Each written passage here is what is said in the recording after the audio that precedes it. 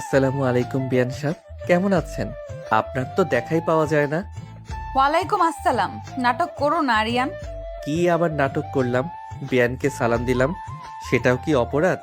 মোটেও অপরাধ না, কিন্তু তুমি তো নাটকবাজ। নাটক না করলে পেটের ভাত হজম হয় না। অত বড় মিথ্যা অপবাদ দিতে পারলেন আপনি বিয়ান। ইস, কতক্ষণ ধরে অপেক্ষা করছি বিয়ান আসবে, তার সাথে গল্প করব। এখন তো দেখি বিয়ানের মেজাজ হট। আরিয়ান খুব খারাপ হবে বলে দিলাম। সব সময় তো বলেন খারাপ হবে, একবার তো ভালো কিছু বলে দেখেন। আমি বলতেই পারি সেটা তোমার হজম হবে না। উগরে বের করে দিব। বলে তো দেখেন একবার, উগরে দেই নাকি গিলে ফেলি।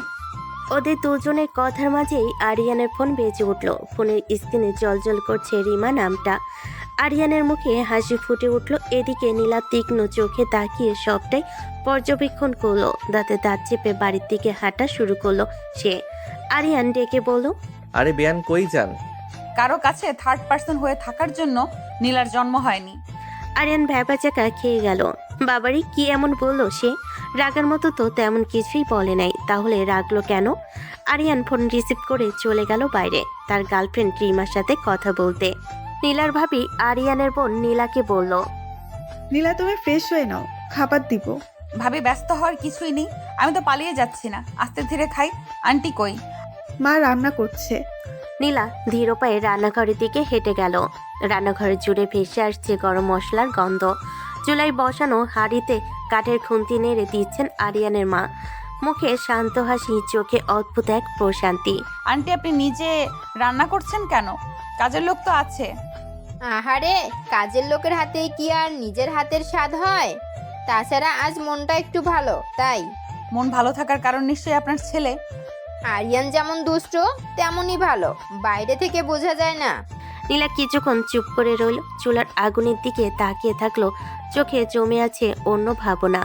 আন্টি, কিছু মানুষ আছে যারা সব সময় মজা আর হাসির আড়ালে সিরিয়াস বিষয়গুলো ঢেকে রাখে। তুমি আরিয়ানকে ঠিক যেভাবে দেখেছো সে ঠিক তেমন না, এই কথাটা বলতে চাইছো, তাই তো?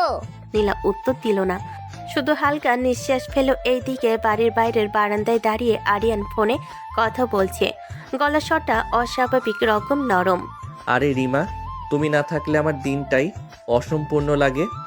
তাই নাকি? অথচ তুমি তো বাড়িতে গিয়ে একদম গায়েব। বিয়ান আছে তো, মানে নীলা আপু। উফ, একদম ড্রাগন। ওকে তুমি ভয় পাও নাকি? ভয়? আমি আমি তো সাহসী পুরুষ। সাহসী পুরুষ ফোনে দাঁড়িয়ে দাঁড়িয়ে কার নামে ড্রাগন ডাকছে? আরিয়ান চমকে ঘুরে দাঁড়ালো। ফোন প্রায় হাত থেকে পড়ে যাচ্ছিল। অনেক ভয় পেয়েছে বেচারা। বিয়ান, আপনি কখন এলেন? এই বাড়িটা কি তোমার একার, নাকি ঢোকার আগে অনুমতি নিতে হয়? আরিয়ান তাড়াতাড়ি ফোন কেটে দিল। জানি এখন কথা বলতে দেখলে আবার ঝগড়া শুরু করবে। না মানে, ওই রিমা কল দিয়েছিল। আমি জানতে চাইনি কে কল দিয়েছিল, আমি জানতে চেয়েছি আমাকে ড্রাগন বলা হলো কেন। মজা করছিলাম বিয়ান, আপনি তো জানেন আমি এমনই। সমস্যা এখানেই আরিয়ান, তুমি সব কিছুকেই মজা মনে করো। নীলার চোখে রাগ, কিন্তু তার আড়ালে লুকানো আছে গভীর এক অস্বস্তি। সে নিজেও জানে না কেন ফোনে স্ক্রিনে রিমা নামটা দেখে বুকের ভেতর অদ্ভুত একটা খচখচ করে উঠল। সবাই হাত ধুয়ে এসো, খাবার তৈরি। নীলা আরিয়ান দুজনেই একসাথে রান্নাঘরের দিকে হাঁটলো। তবে মাঝখানে অদৃশ্য একটা দেওয়াল। খাবার টেবিলে ধীরে ধীরে সবাই বসলো। বড় গোল টেবিলটা যেন আজ একটু বেশি ভরাট। খাবারে নয় কথাই, সাদা ভাতের সাথে গরম ডাল, ভাজি, মাছের ঝোল আর মায়ের হাতের স্পেশাল মাংস। নীলার সামনে প্লেট দেওয়া হলো, সে খাচ্ছে ধীরে সুস্থে, চোখ নামানো। আরিয়ানের মা নরম গলায় বলেন, নীলামা, তোমার পড়াশোনা কেমন চলছে বলো তো? ভালো আন্টি, আলহামদুলিল্লাহ। তা বিয়ে নিয়ে কোনো ভাবনা আছে নাকি? দেরিতে করার ইচ্ছে? টেবিলে হালকা নীরবতা নেমে এলো। আনিকা খাওয়ার মাঝে চোখ তুলে তাকালো। আরিয়ান ভাত মুখে তুলেই থমকে গেল। নীলা একদম স্বাভাবিক মুখে বলল, না আন্টি, দেরি করার ইচ্ছে নেই। বাড়ি থেকে যদি ভালো ছেলে পাই অবশ্যই করব। এই তো মা, ভালো ছেলে পেলে বলো। নীলার মতো মেয়ের জন্য তো অনেকেই লাইনে দাঁড়িয়ে যাবে। আপু ঠিকই বলেছ, নীলা আপু কিন্তু একদম পারফেক্ট সিনিয়র বউ টাইপ। খাওয়া দাওয়ার সময় কথা কম বলাই ভালো। আরিয়ানের বোন চুপসে গেল। আরিয়ানের মা স্নেহ ভরা গলেই বললেন, নীলামা খুব সুন্দরী, আবার গুণীয়। আল্লাহ চাইলে খুব ভালো ছেলে পাবে। দোয়া করবেন আন্টি। এই কথাগুলোর মাঝেই আরিয়ান চুপচাপ সব শুনছিল। চোখটা একবার নীলার দিকে গেল, একবার প্লেটের দিকে। বুকের ভেতর অদ্ভুত একটা অস্বস্তি জমে উঠল, যেটা নাম সে নিজেও দিতে পারছে না। আরিয়ান হালকা হেসে বলল, বিয়ান ভালো ছেলে বলতে কেমন টাইপ? তোমার মতো না। টেবিলে হালকা হাসি রোল উঠল। আরিয়ানের মুখটা একটু চুপসে গেল। তাই নাকি? আমি তো খুব ভালো ছেলে। ভালো ছেলের সংজ্ঞায় নাটকবাজ থাকা বাধ্যতামূলক না। আহা, তোদের এই ঝগড়াই বাড়ির প্রাণ। নীলা আর কিছু বলল না, কিন্তু তার চোখে এক মুহূর্তের জন্য একটা অদ্ভুত ছায়া ভেসে উঠল। সে জানে না কেন ভালো ছেলে কথাটা শুনলেই তো তার মাথার ভেতর অকারণে একজনের মুখ ভেসে উঠছে, যে মুখটা সে মানতে চায় না। খাবার শেষ, টেবিল গোছানো হচ্ছে। আনিকা আর নীলা ড্রয়িং রুমের একপাশে বসে গল্পে মেতে উঠেছে। নীলার মুখে এতক্ষণ পর একটা হালকা হাসি, যেটা খুব কম মানুষই দেখতে পায়। তুমি আগের চেয়ে আরো গম্ভীর হয়ে গেছো নীলা। গম্ভীর না হলে এই দুনিয়ায় টিকে থাকা যায় ভাবি? সবকিছু এত সিরিয়াস নিলে চলবে? মাঝে মাঝে হেসেও তো বাঁচতে হয়। নীলা হালকা হাসলো, কিন্তু চোখে সে চিরচেনা করা ভাব। ঠিক তখনই দরজার পাশ থেকে ভেসে এলো একটা পরিচিত গলা। ওহো, গল্প হচ্ছে আর আমাকে বাদে? এটা তো অন্যায়। না, যাও। নাটকবাজ কাউকে কাছে রাখি না। এই দেখেন বেয়ান, আমি নাটকবাজ কই? আমি কখন নাটক করি? তুমি কথা বললেই নাটক শুরু হয়ে যায়। আরে নীলা বসুক না, এমনিতে তো সারাদিন ঝগড়া করো। ঝগড়া করি না, সত্যি বলি। এই যে দেখলেন, আপনি খালি ভুল বোঝেন বেয়ান। আমি তো একদম নিষ্পাপ। নিষ্পাপ মানুষ নিজের মুখে নিজেকে নিষ্পাপ বলে না। তাহলে কিভাবে প্রমাণ দিব? চুপ করো। এটা তো আমার পক্ষে অসম্ভব। তোমরা দুজন থাকলে বাড়িটা একদম নাট্যমঞ্চ হয়ে যায়। ভাবি, ওকে উস্কাবেন না। আমি উস্কানি খাই না, আমি তো এমনিতেই আগুন। হ্যাঁ, আগুন। নিজেই জ্বলো, অন্য কেউ পোড়াও। বেয়ান, আপনি আমাকে এত ভয়ঙ্কর ভাবেন কেন? কারণ আমি মানুষ চিনতে ভুল করি না। এই কথাটাই আরিয়ানের মুখের হাসিটুকু একটু শুকিয়ে গেল, কিন্তু সে হার মানার ছেলে না। আরিয়ান আবার ন্যাকামি করে বলে, তাইলে আমাকে আরেকবার চিনে দেখেন, হয়তো ভুল চিনেছেন। আমার সময় নেই। সময় আমি বের করে নেব। কি বললে? বললাম চা খেতে ইচ্ছে করছে। আল্লাহ, তোমার এই দুষ্টু বুদ্ধি একদিন তোমাকে মারবে। কেউ মারলে মন্দ লাগবে না, যদি সে রাগী সিনিয়র হয়। আর একটা কথা বললে দাঁত ভেঙে দিব। এই রাগটাই তো আপনাকে আলাদা করে। নীলা চলে গেল, কিন্তু ঘরে রয়ে গেল তার রাগের গন্ধ আর আরিয়ানের চোখে একরাশ কৌতূহল। সে বুঝতে পারছে এই রাগই নীলার পেছনে লুকিয়ে আছে অনেক না বলা কথা। নীলার রুমে এসে বিছানার এক কোণে বসে পড়ল। জানালার পর্দা অর্ধেক টানা, বাইরে সন্ধ্যার আলো ধীরে ধীরে কমে হয়ে আসছে। বুকের ভেতরটা অদ্ভুত রকম ভারী লাগছে তার। কেন রাগ লাগছে সে নিজেও ঠিক জানে না, শুধু মনে হচ্ছে এই রাগের উৎসটা একটা নির্দিষ্ট মানুষ। নীলা নিজে নিজে বিড়বিড় করলো, অসহ্য, একদম অসহ্য। বেয়ান, এত রাগেন কেন? বের হও, এক্ষুনি যাও চোখের সামনে থেকে। আরে রাগ কমানোর জন্যই তো আসলাম। আসুন না, একটু আদর করে দেই, রাগটা উধাও হয়ে যাবে। তুমি একদম বেয়াদব হয়ে গেছো। এক্ষুনি বের হও। আহা, একটা কিছু তো করি নাই এখনো, এত রাগেন কেন? চুপ। আর একটা শব্দ বললে ভালো হবে না। ভালো তো হবেই, আপনি হাসলেই ভালো। তার কথা শেষ হওয়ার আগে নীলা বিছানা থেকে একটা বালিশ তুলে সজোরে ছুঁড়ে মারল। বালিশটা গিয়ে সোজা আরিয়ানের মুখে পড়ল। উফ, এইটা আবার কোন লেভেলের আক্রমণ? এটা ওয়ার্নিং, পরেরটা কিন্তু বালিশে শেষ হবে না। মানে আরেকটা পাবো? তাহলে তো আমি এখানেই থাকি। তোমার এই হাসিটাই আমার রাগের কারণ। তাহলে রাগের কারণটা আমাকে বলুন, আমি ঠিক করে দেব। সবকিছু ঠিক করার দায়িত্ব তোমার না। কিন্তু রাগটা তো আমার ওপরই ঝাড়ছেন। কারণ তুমি সহজ টার্গেট। তাইলে টার্গেট হতে আমার আপত্তি নাই। বের হও। যাই, তবে মনে রাখবেন, রাগের পেছনে আমি লুকিয়ে থাকলে দোষ আপনারই। দরজা বন্ধ হলো। নীলা ধপ করে বিছানায় বসে পড়ল। বুকের ভেতর ধুকপুক করছে। রাগটা এখনো আছে, কিন্তু তার সাথে অদ্ভুত একটা স্বস্তিও। আর দরজার ওপাশে দাঁড়িয়ে থাকা আরিয়ান হালকা হেসে ভাবল, এই রাগে নীলাকে সামলানো সহজ না, কিন্তু অসম্ভবও না। রাত অনেকটা গভীর, বাড়ির সবাই খেয়ে যে যার রুমে চলে গেছে। আকাশে আধখানা চাঁদ, হালকা বাতাসে বেলকনির পর্দা দুলছে। আরিয়ান নিজের রুমের বেলকনিতে এসে দাঁড়ালো। এক হাতে ফোন, অন্য হাতে রেলিং ধরে আছে। চোখে সেই চেনা দুষ্টু ঝিলিক। ফোনের ওপাশে রিমা। জান, আজ সারাদিন তোমাকে খুব মিস করেছি। সেটা তো প্রতিদিনই বলো। কিন্তু আজ আলাদা। জানো তো কতদিন তোমার ঠোঁটের স্বাদ নেই না। ঠিক সেই সময় পাশের বেলকনি দরজাটা খুললো। নীলা নিজের রুমে বেলকনিতে এসে দাঁড়ালো। রাতের বাতাসে মাথাটা একটু ঠান্ডা করতে চেয়েছিল, কিন্তু কানে আসা কথাগুলো শুনে তার ভ্রু দুটো এক মুহূর্তেই কুঁচকে গেল। নীলা মনে মনে বলে, বদমাস কোথাকার, প্রেম করেই এসব করে, একদম লুচ্চা। আরিয়ান চোখের কোণ দিয়ে নীলার উপস্থিতি টের পেল। ঠোঁটের কোণে বাঁকা হাসি ফুটে উঠল। সে আরো ইচ্ছে করে গলার স্বর নরম করলো। জান, সামনে পেলে কিন্তু আর ছাড়তাম না, খুব আদর করতাম। এইসব কথা হঠাৎ হঠাৎ বলো কেন? কারণ মন চাইছে। নীলার বুকের ভেতরটা কেমন যেন জ্বলে উঠল। সে মুখ ফিরিয়ে নিল, কিন্তু কান বন্ধ করা সম্ভব না। নীলা মনে মনে দাঁত চেপে, নির্লজ্জ, এই বাড়িতে দাঁড়িয়ে এইসব কথা। জান, তোমার ঠোঁট দুটো খুব নরম, এগুলো মনে আছে? এই কথাই নীলা ধৈর্যের বাঁধ ভাঙার জোগাড়। সে হঠাৎ করে কড়া গলায় বলে উঠল, রাতে দাঁড়িয়ে দাঁড়িয়ে ফোনে এসব নোংরা কথা বলতে লজ্জা করে না? ও বিয়ান, আপনি এখনো জেগে? পুরো বাড়ি জেগে যাবে তোমার এসব কথায়। আমি তো শুধু কথা বলছি, এতে সমস্যা কোথায়? সমস্যা তোমার মুখে। এই মুখটাই তো কারো কারো রাগের কারণ। আর একটা মিনিট দাঁড়ালে কিন্তু ফোনটা ছিনিয়ে নিয়ে ভেঙে দিব। জান, পরে কথা বলছি। ফোন কেটে এসে নীলার দিকে ঘুরে দাঁড়ালো। তারপর মিষ্টি হেসে বলল, কি যে করেন বিয়ান, প্রেম করাও কি এখন অপরাধ? অপরাধ না, কিন্তু চরিত্রটা একটু ঠিক রাখো। চরিত্র তো ঠিকই আছে, শুধু আপনি বুঝতে চান না। নীলার কথা না বাড়িয়ে ভেতরে চলে গেল। বেলকনি দরজা বন্ধ হওয়ার শব্দটা বেশ জোরে। আরিয়ান কিছুক্ষণ বেলকনিতে দাঁড়িয়ে রইল। চোখে এখনো হাসি, কিন্তু তার ভেতরে অন্য এক অনুভূতি ধীরে ধীরে জমছে। এই রাগী নীলাকে রাগানোটা যেমন মজা, তেমনি তার প্রতিক্রিয়াগুলো অদ্ভুতভাবে মনে দাগ কাটছে। আর নীলা রুমে ঢুকে দরজা লাগিয়ে বুকের ভেতর ধুকপুক করা হৃদয়টা সামলাতে চেষ্টা করলো। নিজের অজান্তে সে ফিসফিস করে বলল, অসহ্য একটা। রুমে আলো নিভিয়ে নীলা বিছানায় শুয়ে পড়েছে, কিন্তু চোখে ঘুম নেই। বুকের ভেতরটা এখনো অস্থির। ঠিক তখনই ফোনটা কেঁপে উঠলো। স্ক্রিনে ভেসে উঠলো আরিয়ান। নীলা ভুরু কুঁচকে ফোনটা খুললো। আরিয়ানের মেসেজ। বিয়ান, রাগ করছেন নাকি এখনো? তুমি ঘুমাও, আমার সাথে কথা বলার দরকার নেই। এই রাগটা যদি একটু আদরে গলিয়ে দেই, এই কিসটা যদি আপনার ঠোঁটে করি, দেখবেন কেমন ফিলিং হবে। নীলার চোখ বড় হয়ে গেল। মুহূর্তে রক্ত মাথায় উঠে এলো। নীলার রাগে সারা শরীর কাঁপতে শুরু করলো। আসো আমার সাথে, বেয়াদবি করলে খুন করব, সাবধান। বেয়াদবি কই করলাম বিয়ান, আদর তো সবাই করে। সবাই করে মানে?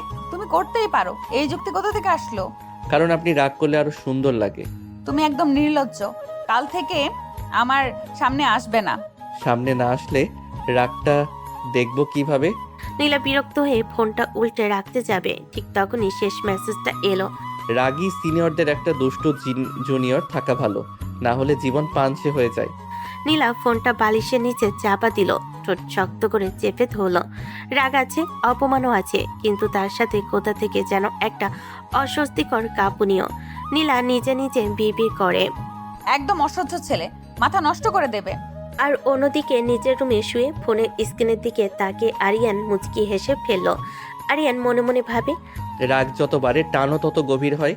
রাতে নীরবতায় মেসেজের শব্দ থেমে গেল। দুইটা হৃদয়ের অদ্ভুত যুদ্ধ কিন্তু চলতেই থাকলো। সকালের আলো ধীরে ধীরে ঘর জুড়ে ছড়িয়ে পড়েছে। জানালার ফাঁক দিয়ে রোদের চিকচিকানি। নীলা ড্রয়িং রুমের সোফায় বসে আছে। পাশে আনিকা, এক হাতে পেটের ওপর, অন্য হাতে পানির গ্লাস। 8 মাসের গর্ভ নিয়ে চলাফেরা এখন বেশ কষ্টকর। নীলা একটু চিন্তিত গলায় বলল, ভাবি, তুমি বাড়ি যাবে কবে? কেন আমাকে নিয়ে এত টেনশন? একা ভালো লাগে না আমার, তুমি থাকলে ঘরটা একটু শান্ত লাগে। বাবু হয়ে গেলে কিছুদিন পরেই যাব। এখন তো ডাক্তার বারবার আসতে যেতে মানা করেছে। হ্যাঁ, ঠিকই বলেছে, এখন তোমাকে বেশি সাবধানে থাকতে হবে। আনিকা উঠতে চাইলে নীলার সঙ্গে সঙ্গে উঠে দাঁড়ালো। তুমি ওঠো না, কি লাগবে বলো, আমি এনে দেই। আমার ইয়ারফোনটা আরিয়ানের কাছে মনে হয়, একটু এনে দাও তো। আচ্ছা তুমি বসো, বেশি নড়াচড়া করো না। নীলা ধীর পায়ে করিডোর পেরিয়ে আরিয়ানের রুমের দিকে গেল। দরজাটা আধো খোলা। ভিতরে ঢুকতে চোখ পড়ল আরিয়ান গভীর ঘুমে। এক হাত মাথার নিচে, অন্য হাত বিছানার পাশে ঝুলে আছে। মুখটা ঘুমের মধ্যে অস্বাভাবিক শান্ত। নীলা দরজার সামনে দাঁড়িয়ে গেল। এই প্রথম সে আরিয়ানকে এত নিরীহ লাগছে। নীলা মনে মনে বলল, ঘুমালে তো নাটকবাজরা চুপচাপই থাকে। তার চোখ পড়ে বেডসাইড টেবিলের উপর রাখা ইয়ারফোনটার দিকে। ধীরে পা ফেলে এগুতে গিয়ে হঠাৎ আরিয়ান নড়চড়ে উঠল। নীলা থমকে গেল। শ্বাসটাও যেন আটকে রইল। আরিয়ান আধো ঘুমে বিড়বিড় করে, বিয়ান, রাগ কইরেন না। এই ছেলের স্বপ্নেও কি আমার নাম বলে? আরিয়ান আবার ঘুমের ভেতর ডুবে গেল। নীলা ধীরে ধীরে ইয়ারফোনটা তুলে নিল। একবার আরিয়ানের মুখের দিকে তাকালো। মনে হলো এই ছেলেটাকে রাগ করা যত সহজ, উপেক্ষা করা তত কঠিন। নীলা নিঃশব্দে রুম থেকে বেরিয়ে দরজাটা আলতো করে লাগিয়ে দিল। ঘুম ভেঙে চোখ কসলাতে কসলাতে ড্রয়িং রুমে এসে দাঁড়ালো আরিয়ান। চুল এলোমেলো, মুখে সেই চেনা ন্যাকা ভাব। হঠাৎ চোখ পড়লো আনিকা বসে আছে।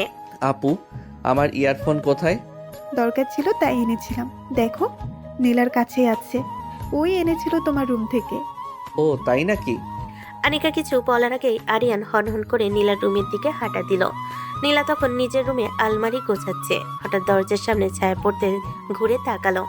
আরিয়ান দরজায় হেলান দিয়ে কৃত্রিম কষ্টের গলায় বলল, ছি বিয়ান, ছি। কি হয়েছে? এইভাবে কথা বলছো কেন? আমি ভাবতেই পারিনি আপনি এমন করবেন। আমার ঘুমের সুযোগ নিয়ে রুমে ঢুকে আমার ইজ্জত হরণ করলেন। কি যাতা বলছো তুমি? ঠিকই বলছি, আমার গায়ে তখন শার্টও ছিল না, আপনি সব দেখে ফেললেন। একদম মুখ সামলে কথা বলবে। আমি ভাবির জন্য ইয়ারফোন আনতে গিয়েছিলাম, আর তুমি? মানে আপনি অস্বীকার করছেন না যে দেখেছেন? এই বেয়াদব, একদম অসভ্য। বের হও আমার রুম থেকে। দেখলেন অপরাধীর মতো রিয়াকশন। আর 1 সেকেন্ড থাকলে ভালো হবে না। আরিয়ান দরজার দিকে যেতে যেতে নাটকীয় গলায় বলল, ঠিক আছে, কিন্তু ইতিহাস সাক্ষী থাকবে আমার ইজ্জত লুট হয়েছে। যাও এখান থেকে, মাথা নষ্ট ছেলে। দরজা বন্ধ হয়ে গেল। নীলা বিছানায় বসে হাঁপাচ্ছে, রাগে মুখ লাল। নিজের অজান্তে বিড়বিড় করে উঠল। এই ছেলেটা একদিন আমাকে পাগল বানিয়ে ছাড়বে। আর অন্যদিকে দরজার বাইরে দাঁড়িয়ে আরিয়ান হাসি চেপে রাখতে পারছে না। আরিয়ান মনে মনে বলল, রাগাতে পারলে দিনটা সার্থক। সকালে নরম রোদ ডাইনিং টেবিলের উপর পড়ছে। সবাই খেতে বসেছে। টেবিলে গরম ভাত, ডাল, ভাজি আর ডিম ভাজা। আনিকা এক পাশে বসে মুখে শান্ত হাসি। আরিয়ানের মা টুকটাক গল্প করছেন। ঘরের পরিবেশটা একদম স্বাভাবিক, শুধু নীলার ভেতরটা ছাড়া। নীলা চুপচাপ খাচ্ছে, চোখ নামানো। আরিয়ান তার ঠিক পাশে বসে আছে, মুখে একরাশ নিরীহ ভাব, যেটা যে কতটা ভয় নীলা ভালো করে জানে। হঠাৎ টেবিলের নিচে আরিয়ানের পা আস্তে করে স্লাইড করে নীলার পায়ের কাছে চলে গেল। নীলা চমকে উঠে চোখ তুলে তাকালো। আরিয়ান মুখে কিছু না বলেই নিরীহ ভঙ্গিতে ভাত খেতে লাগলো, যেন কিছুই হয়নি। নীলা দাঁত চেপে রাখলো। সবার সামনে কিছু বলা যাবে না, এটাই সবচেয়ে বড় সমস্যা। আনিকা হাসতে হাসতে বলল, আজকের ভাজিটা বেশ ভালো হয়েছে না? হ্যাঁ, অনেক ভালো হয়েছে। এই ফাঁকে আবার আরিয়ানের পা একটু নড়ে হালকা করে নীলার পা ছুঁয়ে গেল। নীলার হাত কাঁপলো, সে কড়া চোখে তাকালো। নীলা একদম গলা নামিয়ে বলল, একদম থামো। আরিয়ান চোখ নামিয়ে ভাত মুখে দিল, ঠোঁটের কোণে দুষ্টু হাসি। আরিয়ান নরম গলায় টেবিলের উপর একদম স্বাভাবিকভাবে বলল, বিয়ান, লবণটা একটু দেবেন? পা সরাও। আমি তো কিছুই করছি না। ঠিক তখনই আবার পা স্লাইড। নীলার চোখে এবার আগুন জ্বলে উঠল, কিন্তু চারপাশে সবাই। সে শুধু ঠান্ডা গলায় বলল, ভাত খাও। জি ম্যাডাম। আনিকা সবকিছু লক্ষ্য করছে, কিন্তু কিছু বলছে না, শুধু মুচকি হাসছে। খাবার টেবিলে গল্প চলতে থাকে, কেউ বাবুর কথা বলছে, কেউ বাজারের কথা, কিন্তু টেবিলের নিচে নীরবে চলতে থাকে আরেক যুদ্ধ। নীলা শেষমেশ ভাত নামিয়ে উঠে দাঁড়ায়। আমি উঠছি। এত তাড়াতাড়ি? ঠিক মতো তো খেলেন না। তোমার জন্যই হজম হচ্ছে না। নীলা চলে যায়। আরিয়ান চেয়ারে হেলান দিয়ে হালকা হাসে। নীলার আগে রুমে ঢুকে দরজাটা ঠাস করে বন্ধ করে। আয়নার সামনে দাঁড়িয়ে গভীর শ্বাস নেই। বুকের ভেতরটা এখনো গরম। খাবার টেবিলে সেই দুষ্টু ছোঁয়ায় স্মৃতি যেন পিছু ছাড়ছে না। ঠিক তখনই দরজায় হালকা নক। কি বিয়ান, না খেয়ে চলে এলেন কেন? তুমি কেন এসেছো আমার রুমে? বেয়াদবি করছো কেন? আমি তো শুধু খোঁজ নিতে এলাম। দেখলাম তো একটু ছোঁয়াতে আপনার খাওয়া বন্ধ হয়ে গেল। কি বলছো তুমি? এই যে এতটুকু ছোঁয়াও যদি হজম না হয়, তাহলে ভবিষ্যতে মানুষজনের ভিড়ে চলবেন কিভাবে? ভবিষ্যতের কথা ভাবার দরকার নেই, এখনই বের হও। আমি তো ভাবছিলাম আপনি এত শক্ত কেন? জীবন তো একটু সহজভাবে নিলেই ভালো। আরিয়ান, সীমা বোঝো। আমার ধৈর্যের পরীক্ষা করো না। আমি তো সীমাই বোঝার চেষ্টা করছি।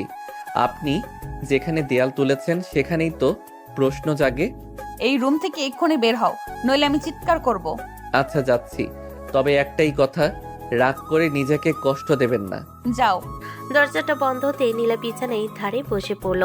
রাগ এখনো আছে, কিন্তু তার সাথে একটা অস্বস্তিকর আলোড়নও। আর করিডোরে হাঁটতে হাঁটতে আরিয়ান নিজের মনে মুচকি হাসলো। আরিয়ান মনে মনে ভাবে রাগের আড়লে যে দেওয়াল ওটার ওপাশে পৌঁছানোটাই সবচেয়ে বড় চ্যালেঞ্জ। বিকেলের রোদটা নরম হয়ে এসেছে। ছাদের এক কোণে পাটি পেতে বসেছে আনিকা আর নীলা। আকাশে নীলচে আলো হালকা বাতাসে নীলার ওড়না উঠছে। আনিকা পিঠে হেলান দিয়ে বসে এক হাত পেটের ওপর হাত রেখে ধীরে ধীরে কথা বলছে। সাথে বসলে মনটা হালকা হয়ে যায় না? হ্যাঁ ভাবি, এখানে বসলে মাথার ভেতরের শব্দগুলো একটু চুপ করে। তুমি সবসময় এত শক্ত থাকো কেন নীলা? এই যে ছাদে আড্ডা আর আমাকে ডাকলেন না? হাতে ট্রে 3 কাপ ধোয়া ওঠা চা। আরিয়ান হাসি মুখে কাছে এসে বলল, আপু, তোমার জন্য আদা চা আর বিয়ানের জন্য স্পেশাল। তোমার চা তুমি খাও। এভাবে বললে তো হবে না, আপনাকে খেতেই হবে। আরে নীলা, খেয়ে দেখো না, নিজে বানিয়েছে তো। নীলা বিরক্ত মুখে 1 কাপ তুলে নিল। এক চুমুকে অনিচ্ছা সত্ত্বেও বলল, খারাপ না। আরিয়ানের চোখে দুষ্ট ঝিলিক। সে একটু ঝুঁকে আস্তে করে এমন ভাবে বলল যেন শুধু নীলাই শোনে। ভালো তো লাগবেই, কারণ এতে আমার ঠোঁটের ছোঁয়া আছে। এই একটা বাক্যে যেন ছাদে আগুন লেগে গেল। নীলা চোখ বড় করে তাকালো, মুখ লাল, রাগে কাপটা নামিয়ে রাখলো। এসব নোংরা কথা বন্ধ করো। কি হলো, এমন করে চা নামালে কেন? কিছু না ভাবি, চা গরম। আমি তো কিছুই বলিনি। নীলা চোখ রাঙিয়ে তাকালো, চোখের ভাষা স্পষ্ট। আর এক শব্দ বলে খুন করব। আরিয়ান মুচকি হেসে নিজের কাপটা তুলে খেলো। আনিকা কিছু বুঝতে না পারলেও বাতাসে টান একটা অস্বস্তি টের পেল। আর নীলা তার বুকের ভেতর রাগের আগুন, কিন্তু সেই আগুনের নিচে কোথা থেকে যেন এক অদ্ভুত কাঁপুনিও জন্ম নিচ্ছে। নীলা মনে মনে বলে, এই ছেলেটা একদিন আমার ধৈর্য শেষ করে দেবে। রাগটা যত বাড়ে আমার জয় তত কাছে আসে। বিকেলে ছাদের চায়ের কাপে ধোয়া মিলিয়ে গেল। দুজনের মাঝে জমে থাকলো নিভিতে না চাওয়া এক অদ্ভুত আগুন। ছাদের বাতাসটাও তখন নরম। বিকেলে রোদ গড়িয়ে পড়েছে চারপাশে। হালকা সোনালি আলোয় ছাদটা যেন একটু শান্ত, একটু ঘরোয়া। আনিকা চলে যাওয়ার পর মুহূর্তেই পরিবেশটা বদলে গেল। নীলা চেয়ারে পিঠে হেলান দিয়ে আকাশের দিকে তাকিয়ে রইল। চোখে মুখে একটা জেদ করে ধরা নির্লিপ্ত ভাব। কিন্তু আরিয়ান ঠিকই বুঝতে পারছে এই নির্লিপ্ততার ভেতর কতটা অস্বস্তি জমে আছে। আরিয়ান ধীরে ধীরে সামনে এসে দাঁড়ালো, গলায় সেই চিরচেনা দুষ্টু সুর। সব সময় পালাতে চান কেন বিয়ান? পালাবো কেন? তুমি কি বাঘ না ভাল্লুক? আরিয়ান হালকা এসে মাথা কাত করলো। চোখে মুখে এমন এক ভাব যেন ইচ্ছে করে নীলার রাগে ঘি ঢালছে। মনে হয় তার থেকেও ভয়ঙ্কর কিছু। ছোঁয়ার আগেই তো পালান। ভয়ঙ্কর তুমি না, তোমার মুখটাই ভয়ঙ্কর।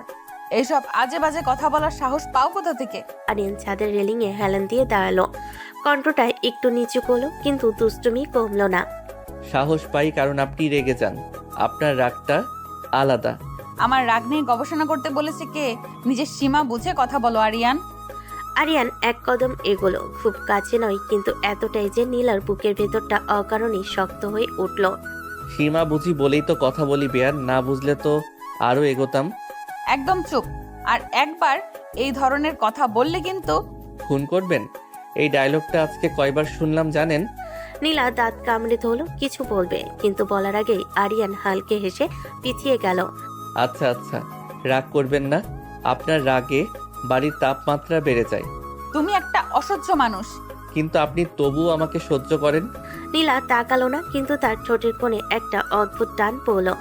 রাগের না, অজান্তেই ধরা পড়া অস্বস্তির সে নিজেও বুঝলো না। ছাদের উপর আবার নীরবতা নামলো, কিন্তু সেই নীরবতার ভেতরও রয়ে গেল আরিয়ানের দুষ্টু উপস্থিতি আর নীলার অস্বীকার করা অস্থিরতা, যেটা সে যতই লুকাতে চাই ততই ধরা পড়ে যাচ্ছে।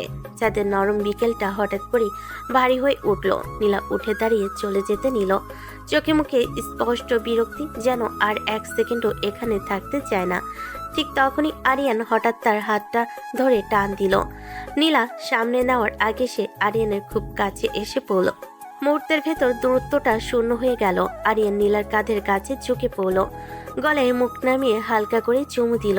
নীলা চমকে উঠল। এই কি করছো তুমি? ঠিকই করছি, এত রাগ করেন কেন? চুপচাপ দাঁড়িয়ে থাকুন। ছাড়ো, কেউ দেখবে। দেখুক, তাতে কি হয়েছে? সে আবার এক ঝটকে নীলার গালে ঠোঁট ছুঁয়ে দিল। এইটুকু সময় কিন্তু নীলার কাছে সেটা যেন আগুনের মতো। নীলার সব রাগ একসাথে বিস্ফোরিত হলো। তোমার শখ কত? সে জোরে আরিয়ানকে ধাক্কা দিল। আরিয়ান এক কদম পিছিয়ে গেল, আর সেই সুযোগে নীলা আর 1 সেকেন্ডও না দাঁড়িয়ে সোজা নিচের দিকে ছুটে গেল। রুমের দরজাটা বন্ধ হওয়ার শব্দে ছাদের নীরবতা কেঁপে উঠল। আরিয়ান কিছুক্ষণ সেখানেই দাঁড়িয়ে রইল, ঠোঁটে সেই দুষ্টু হাসি, চোখে অদ্ভুত এক তৃপ্তি। রাগ যতই করুন, পালালেই তো প্রমাণ হয় অনুভূতিটা আছে। ভেতরের রুমে নীলা দরজায় হেলান দিয়ে দাঁড়িয়ে পড়ল, বুকের ভেতরটা অদ্ভুতভাবে ধরপড় করছে। রাগে লজ্জে নাকি অস্বীকার করতে চাওয়া কোনো অজানা অনুভূতিতে।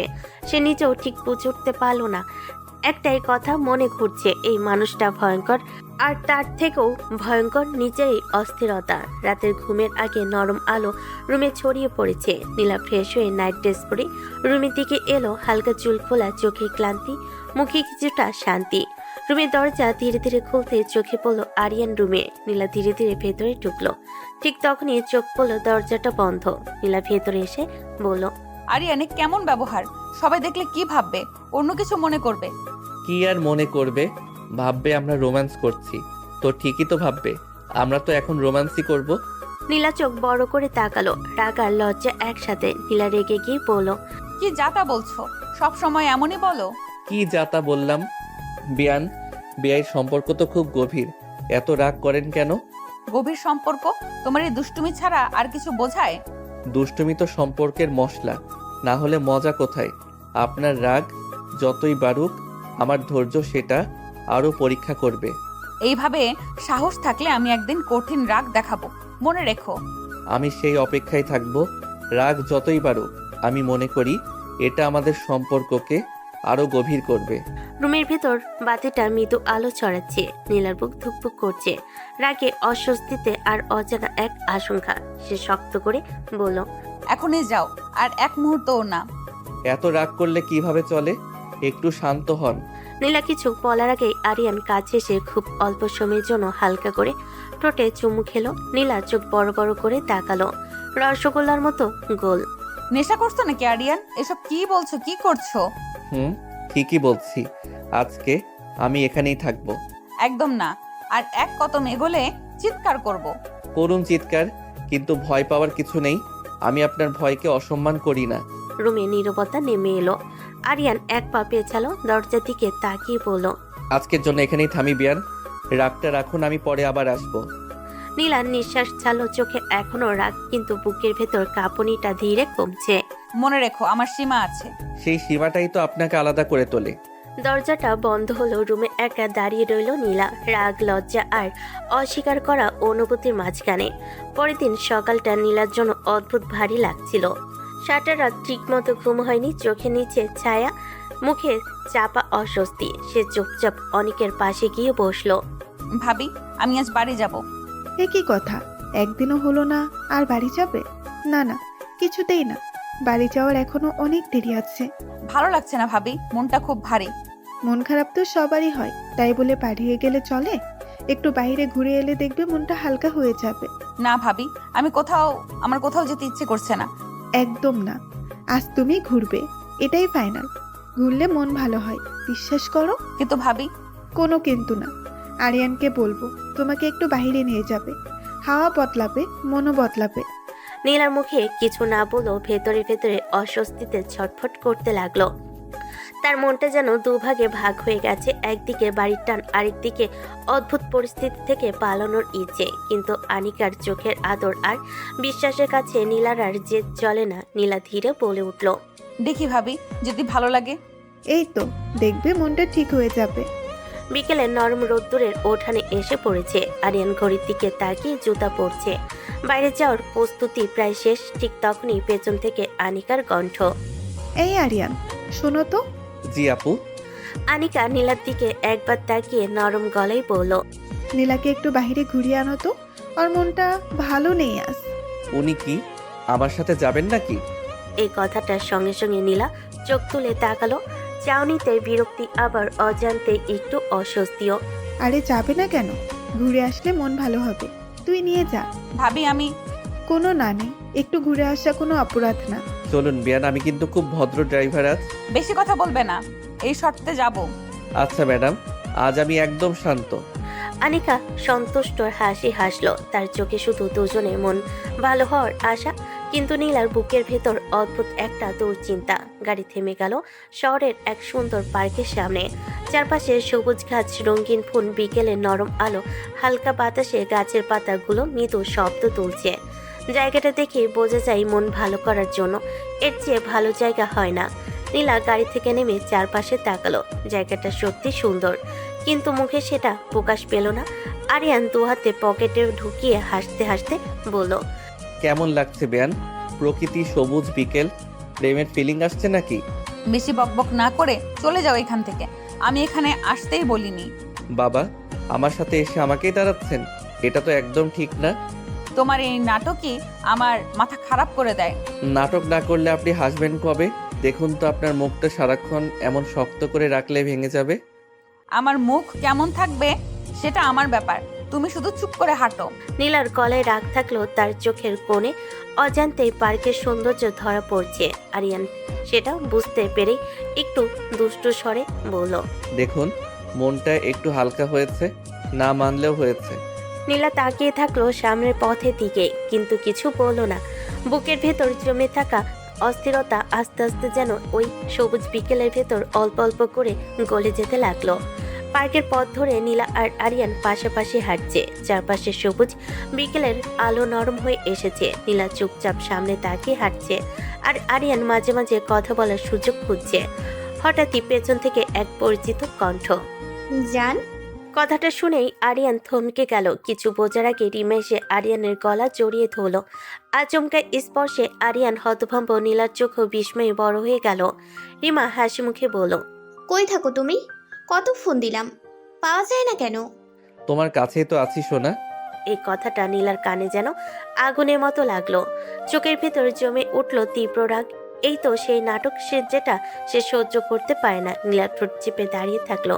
রিমা এবার নীলার দিকে তাকিয়ে কৌতূহলী ভঙ্গিতে বলল, ও, আপনি কে? আমি কে সেটা জানার আপনার কি খুব দরকার? রিমা, উনি। থাক, পরিচয় দিতে হবে না। নীলা আর এক মুহূর্ত দাঁড়ালো না। তীব্র রাগ আর অপমানের অনুভূতি নিয়ে সে ঘুরে হেঁটে যেতে শুরু করলো। আরিয়ান পেছন থেকে ডাকলো, বেয়ান শোনেন তো। পার্কের পথ ধরে দ্রুত পা ফেলতে লাগলো সে। চোখের কোণে জমে থাকা রাগ আর অপমানের আগুন যেন তাকে পুড়িয়ে দিচ্ছে। আরিয়ান পেছন থেকে আবারও ডাকলো, বেয়ান শুনুন তো। নীলা শুনল না। কথা নয়, ব্যাখ্যা নয়, কিছুই না। সে শুধু রাগে চলে যেতে লাগলো। আরিয়ান একরাশ বিরক্তি আর দুশ্চিন্তা নিয়ে পেছনে থেকে তাকিয়ে রইল। তারপর রিমার দিকে ঘুরে দাঁড়িয়ে গম্ভীর গলায় বলল, তোমার সাথে পরে কথা বলবো রিমা, আমি এখন যাই, না হলে বাড়িতে গিয়ে সব বলে দিবে। কে উনি? এভাবে হঠাৎ রেগে চলে গেলেন কেন? আরে আমি যে রাগী বেয়ানের কথা বলেছিলাম না, উনি সেই। ও, সেই বেয়ান? মানে যাকে নিয়ে তুমি সব সময় অভিযোগ করো? হ্যাঁ, সেই ভয়ঙ্কর মানুষটাই রাগ করলে কারো কথা শোনে না। রিমা আর কিছু বলল না, কিন্তু তার চোখে সন্দেহের ছায়া স্পষ্ট। আরিয়ান দ্রুত পা বাড়ালো নীলার দিকে, কারণ সে জানে এই রাগটা যদি এখন না থামানো যায় তাহলে সামনে ঝড় অপেক্ষা করছে। রাগে রাগে হাঁটতে হাঁটতে নীলা পার্কের এক নির্জন পাশে এসে দাঁড়ালো। চারপাশে গাছপালা, মানুষের আনাগোনা নেই বললেই চলে। বুকের ভেতর জমে থাকা ক্ষোভটা যেন পা টেনে টেনে নিয়ে এসেছে এখানে। হঠাৎ পেছন থেকে দ্রুত পায়ের শব্দ। আরিয়ান দৌড়ে এসে নীলার হাতটা ধরতেই নীলা ছট করে থেমে গেল। ছাড়ো আরিয়ান। আরিয়ান সঙ্গে সঙ্গে চারপাশে তাকালো, কেউ নেই। সে হাতটা ছেড়ে দিয়ে এক পা পেছালো। গলা নরম রাখার চেষ্টা করে বলল, ঠিক আছে, শান্ত হন, কথা বলি একটু। কথা বলার কিছুই নেই। এত রাখছেন কেন বলুন তো? জেলাস লাগছে নাকি? তুমি আমার কে যে জেলাস হব? আমি আপনার কে সেটা তো আপনারই ভালো জানার কথা। নীলা সরে যেতে নিল। আরিয়ান আর এগোলো না, শুধু কথাটাই আটকালো। দাঁড়ান, আপনার চোখে জেলাসি দেখা যাচ্ছে। এমন কেন হচ্ছে ম্যাডাম? এমন তো হওয়ার কথা না, তাই না? নীলা থেমে গেল। এক সেকেন্ডে নীরবতা, যেখানে রাগের আড়ালে লুকানো অস্বস্তি ধরা পড়ে গেল। নীলা ঠান্ডা গলায় বলল, তুমি ভুল দেখছো। আমি কাউকে নিয়ে কিছুই ফিল করি না। ভুল হলে সময় ঠিক করে দেবে, আজ না হোক কাল। নীলা আর কথা বাড়ালো না, চুপচাপ পথ বদলে হাঁটা শুরু করলো। আরিয়ান দাঁড়িয়ে রইল। তার চোখে তখনও একটাই প্রশ্ন ঘুরছে, এই রাগটা কি সত্যি রাগ নাকি অস্বীকার করা কোনো অনুভূতি?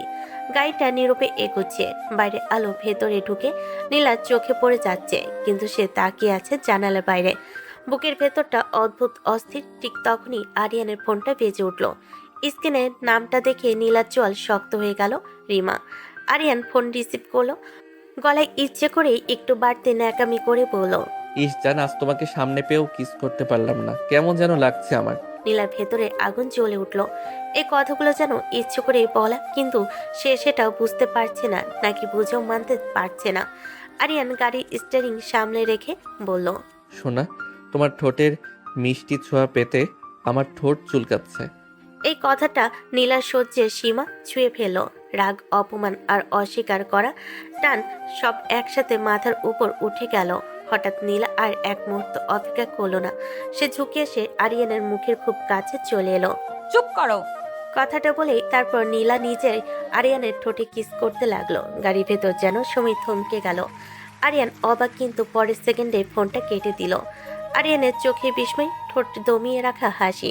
মনে মনে সে হেসে উঠল, সে তো এটাই চাইছিল। আরিয়ান নরম গলায় বলল, এখনো বলবেন জেলাস না? নীলা হঠাৎ বুঝে গেল সে কি করে ফেলেছে। সে তাড়াতাড়ি করে সরে গিয়ে মুখ ফিরিয়ে নিল। একদম বাজে মানুষ তুমি, ইচ্ছে করেই আমাকে রাগাও। হয়তো, কিন্তু আপনার এই রাগটাই তো আমাকে সবচেয়ে বেশি টানে। গাড়িটা হঠাৎ একপাশে থেমে গেল। চারপাশে নরম সন্ধ্যার আলো, রাস্তা প্রায় ফাঁকা। নীলার বুকের ভেতর তখনও ধুকপুক করছে রাগ আর অস্বস্তির মিশ্রণে। আরিয়ান শান্তভাবে বলে, একটু থামি। কি করছো? কথা বলবেন না, শুধু অনুভব করুন। নীলা কিছু বলল না। এই প্রথম তার ভেতরের রাগটা আর আগের মতো ধারালো রইল না। আরিয়ান ধীরে কাছে এলো, খুব আলতো করে নীলার ঠোঁটে চুমু খেলো। কোনো তাড়াহুড়ো নেই, কোনো জোর নেই, শুধু নীরব সম্মতি আর জমে থাকা অনুভূতির প্রকাশ। নীলা আর পিছিয়ে গেল না, সে নিজেই আরিয়ানের গলা ধরে একটু কাছে টেনে নিল। সবসময় এতটা দুষ্টুমি করো কেন? কারণ আপনি রাগ করলে আরো আপন লাগে। নীলা কিছু বলল না, শুধু চোখ বন্ধ করলো এক মুহূর্তের জন্য। কিন্তু আরিয়ান থামলো না। সে আবার নীলাকে কাছে টেনে নিল। তারপর নীলার ঠোঁটে ঠোঁট ডুবিয়ে কিস করতে লাগলো। নীলা চোখ বন্ধ করে নিল। আরিয়ান নীলার জামার ভিতরে হাত দিয়ে কোমর চেপে ধরলো। নীলা মৃদু কেঁপে উঠল। আরিয়ান পাগলের মতো কিস করতে লাগলো। কিস করতে করতে নীলাকে শুয়ে দিল। তারপর তার উপরে উঠে নিজের মতো করে সবটা করতে লাগলো। নীলা হতভম্ব হয়ে গেল। এই ছেলেকে এখন না আটকালে বড় কিছু করে ফেলবে। আরিয়ান ওঠো, কি করছো তুমি? নিজের মধ্যে নেই। প্লিজ শোনা একবার। আরিয়ান তুমি ভুল করছো। আরিয়ান নীলার ঠোঁটে আবার কিস করলো। গলায় নাক ডুবিয়ে শব্দ করে চুমু খেয়ে বলল, কোনো ভুল করছি না সোনা, প্লিজ একটু আদর করতে চাই। আরিয়ান বোঝার চেষ্টা করো একটু। না সোনা, তোমাকে চাই এখনই, প্লিজ, আটকাবে না। আরিয়ান আবারও নীলার ঠোঁটে কিস করতে লাগলো। নীলা আটকাতে পারল না। আরিয়ান গাড়ির ভিতরেই ডুবে গেল নীলার মাঝে। নীলা বেচারি আটকাতে পারল না উত্তেজিত আরিয়ানকে। এখন সে উন্মাদ কারোর ক্ষমতা নাই তাকে আটকানোর। আরিয়ান আদরে আদরে ভরিয়ে দিতে লাগলো নীলাকে। গাড়ির ভেতর কিছুক্ষণ নীরবতা, ইঞ্জিন বন্ধ, বাইরের মিলান আলো। নীলা জানালার দিকে তাকিয়ে আছে, চোখ ভেজা, বুক ভারী। হঠাৎই সে ভেঙে পড়ল। এটা তুমি কি করলে আরিয়ান? তোমার তো গার্লফ্রেন্ড আছে, তুমি কিভাবে আমার এত কাছে এলে? আরিয়ান চুপ করে রইল কয়েক সেকেন্ড, তারপর মাথা নিচু করে ধীরে বলল, আমি বুঝতে পারি নাই এতটা কাছাকাছি চলে আসবো, নিজেকে সামলাতে পারি নাই নীলা। এবার আমি কি করব? আরিয়ান তুমি তো সব শেষ করে দিলে। আরিয়ান আমি মুখ দেখাবো কিভাবে? তার কান্নায় গাড়ির ভেতরটা ভারী হয়ে উঠল। আরিয়ান এক পা এগিয়ে এসে নরম গলায় বলল, এভাবে বলবেন না, কোনো পাপ তো করি নাই, এত চিন্তা করছেন কেন? পাপ না হলে কি, মানুষ কি বলবে ভাবো? তোমার তো একটা জীবন আছে, আর আমার? আমি দায় এড়াচ্ছি না, ভুল হলে আমার, কিন্তু আপনি একা নন, এই কথাটা বিশ্বাস করুন। নীলা আর কথা বলল না, চুপচাপ চোখ মুছল। গাড়ির ভিতর নেমে এলো এক অস্বস্তিকর নীরবতা, যেখানে সিদ্ধান্তের ভার দুজনের বুকে সমানভাবে চেপে বসেছে। সন্ধ্যার অন্ধকার নেমে এসেছে। গাড়ির হেডলাইট নিভে যেতেই বাড়ির উঠোনে ঢুকলো ওরা। বাইরে থেকে সব স্বাভাবিক মনে হলো, ভেতরে ভেতরে দুজনের মনই অস্থির। আনিকা দরজার কাছে দাঁড়িয়েছিল, ওদের দেখে প্রশ্ন ছুড়ে দিল, কিরে, এত দেরি হলো কেন? আপু একটু কাজ ছিল, তাই দেরি হয়ে গেল। আনিকা আর কিছু বলল না, কিন্তু এবার নীলার দিকে তাকাতেই ভুরু কুঁচকে গেল। নীলা, তোমাকে এমন লাগছে কেন? মুখটা ফ্যাকাশে হয়ে আছে। তেমন কিছু না ভাবি, বাইরে অনেকক্ষণ ছিলাম তো, ভালো লাগছে না একটু। তার কণ্ঠে কোনো নাটক নেই, আছে শুধু ক্লান্তি আর চাপা ভাঙ্গন। আনিকা মমতার গলায় বলল, তাই নাকি?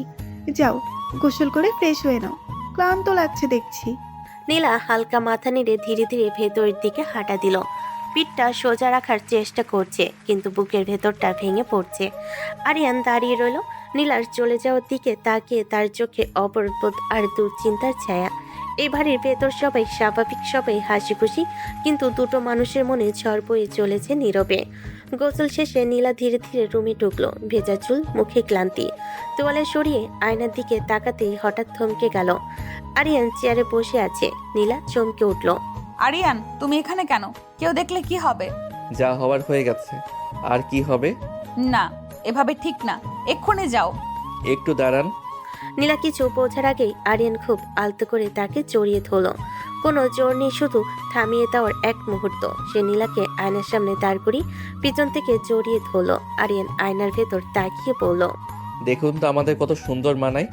নীলা আয়নার ভেতর নিজের চোখ দেখল। সেই চোখে ভয়, দ্বিধা আর অস্বীকার করা কিছু অনুভূতি। একদম বাজে লাগে। না, একদম বাজে লাগে না, খুব সুন্দর কাপড় লাগে। নীলা ধীরে আরিয়ানের হাত ছড়িয়ে সামনে একবার এগিয়ে গেল। কণ্ঠ শান্ত, কিন্তু ভেতরে ঝড়। তুমি বুঝছো না, এটা ঠিক না। রুমের ভেতর বাতাস ভারী হয়ে উঠল। নীলার বুক ধুকপুক করছে, অথচ সে নিজেই জানে না ভয় নাকি অনুভূতির চাপ। আরিয়ান ধীরে এগিয়ে এসে নীলার হাতটা ধরে নিল। এবার আর টান নয়, শুধু কাছে টেনে নেওয়া। নীলা কিছু বলতে যাবে তার আগেই আরিয়ান তাকে নিজের কাছে এনে আলতো করে গলে মুখ নামিয়ে নিল। এক মুহূর্তের স্পর্শ যেন গায়ে কাটা ধরিয়ে দিল। আরিয়ান ফিস ফিস করে বলল। আমরা কি পারি না এক হতে? সবকিছু কি এত সহজ আরিয়ান? আরিয়ান উত্তর না দিয়ে খুব আলতো করে নীলার ঠোঁটে চুমু দিল। কোনো তাড়া নেই, শুধু বোঝানোর চেষ্টা। একটু চেষ্টা করুন না, তাহলেই সব হবে। সে আবার নীলার গলায় মুখ নামালো। এবারও কোনো জোর নেই, শুধু সেই পরিচিত দুর্বলতার জায়গায় ছোঁয়া। নীলা হঠাৎ নিজেকে সরিয়ে নিল, চোখে ভয়, অভিমান আর অস্বীকার একসাথে। তুমি আমাকে দুর্বল করতে চাইছো। দুর্বলকে আর কি দুর্বল করব? আপনি তো আগে থেকেই দুর্বল। নীলা চুপ করে রইল, কারণ সে জানে এই কথাটা মিথ্যা নয়। দুজনের মাঝখানে আবার সেই নীরবতা। ঘরের আলোটা মৃদু আয়নার সামনে দাঁড়িয়ে থাকা নীলার চোখে অস্থিরতা, আরিয়ানের চোখে একরকম জেদি নিশ্চয়তা। আরিয়ান ধীর কণ্ঠে বলল। সব সময় তো আপনি আমার ছোঁয়ায় দুর্বল হয়ে পড়েন। এসব বলো না আরিয়ান, প্লিজ। আরিয়ান থামল না। সে আবার নীলাকে কাছে টেনে নিল, দুহাতে শক্ত করে জড়িয়ে ধরল। এই জড়িয়ে ধরাই কোনো তাড়া নেই, আছে দাবি। আরিয়ান নিচু স্বরে বলল। বারবার বলবো মিসেস। কি সব বলছো? কেউ শুনবে। আরিয়ান হেসে ফেলল, সে আত্মবিশ্বাসী হাসি। নীলার কানে মুখ নিয়ে বলল।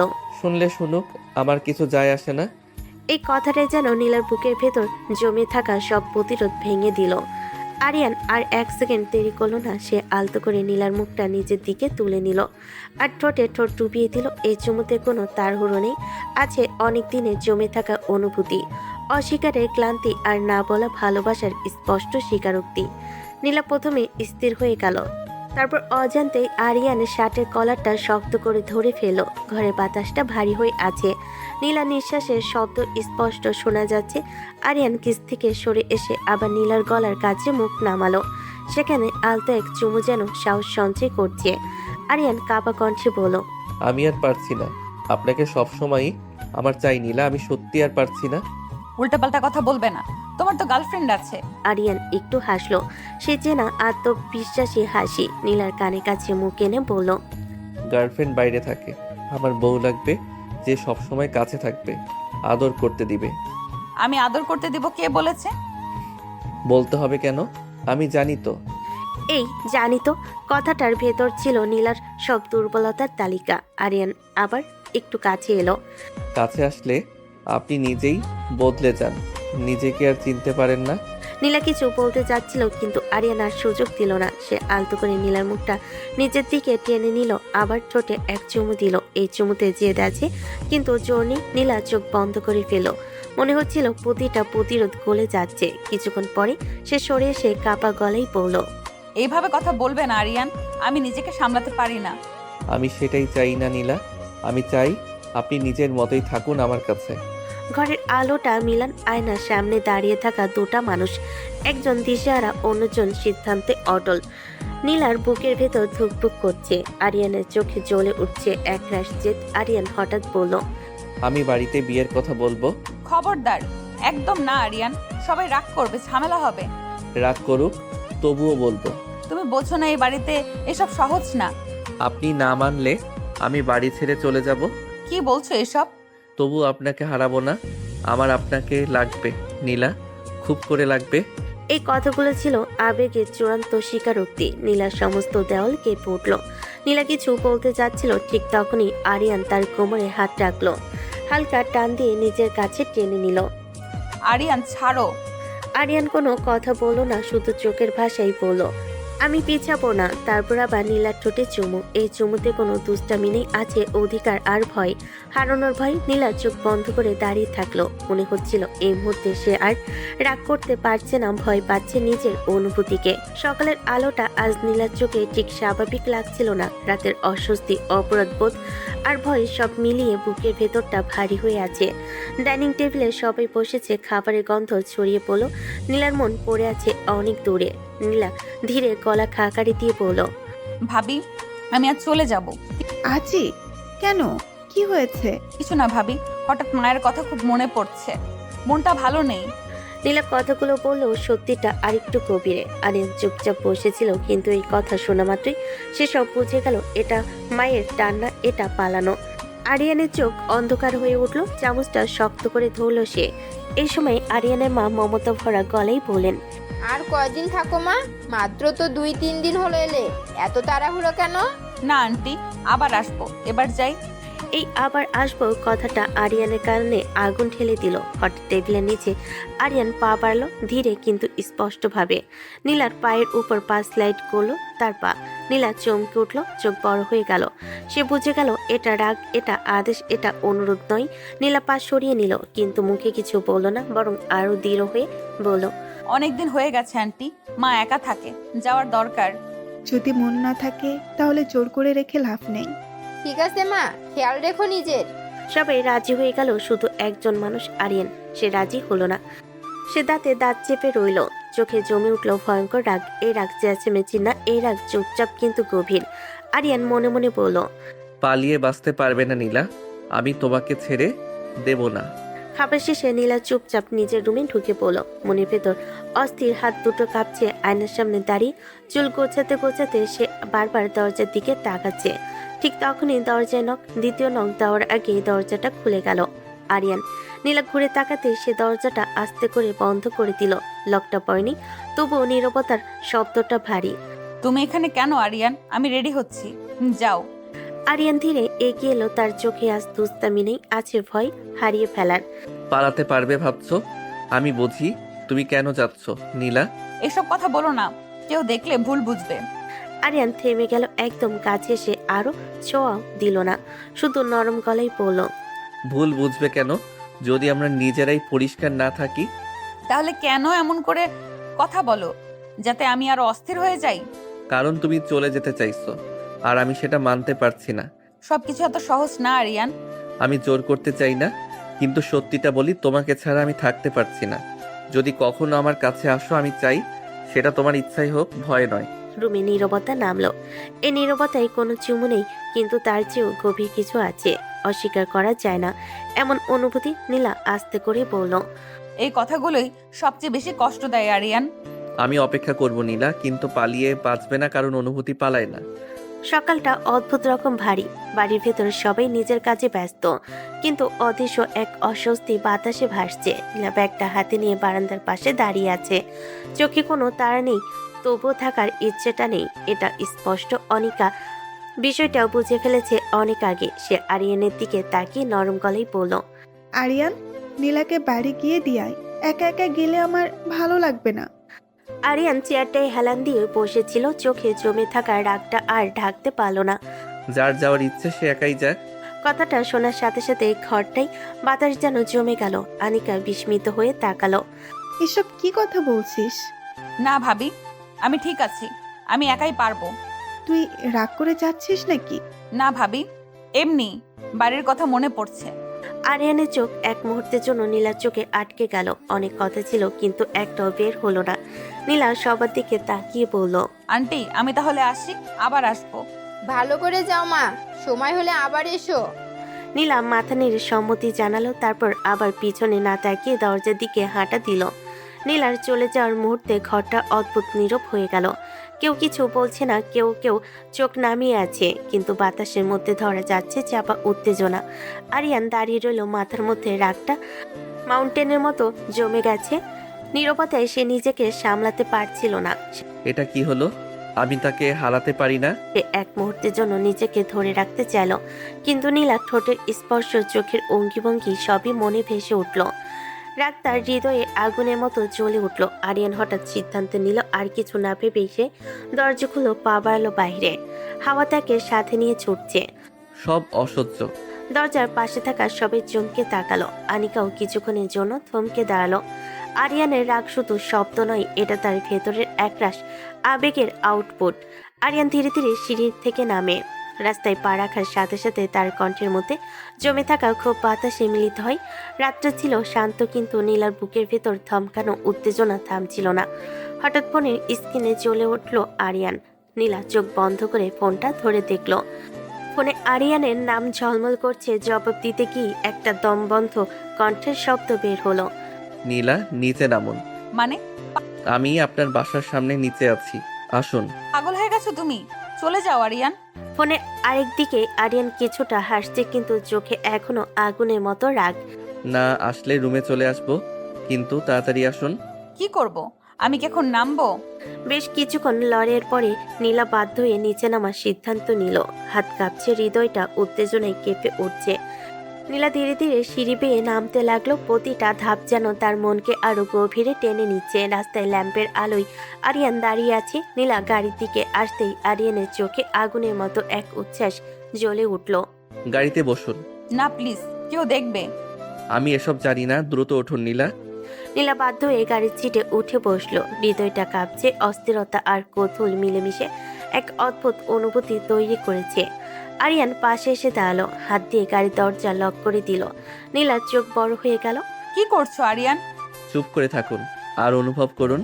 হঠাৎ আরিয়ান ধীরে ধীরে নীলার গলায় মুখ ডুবিয়ে কিস করতে লাগলো। নীলার চোখ বিস্ময়ে খুলে গেল, কিন্তু রাগও ধীরে ধীরে গলে যেতে শুরু করলো।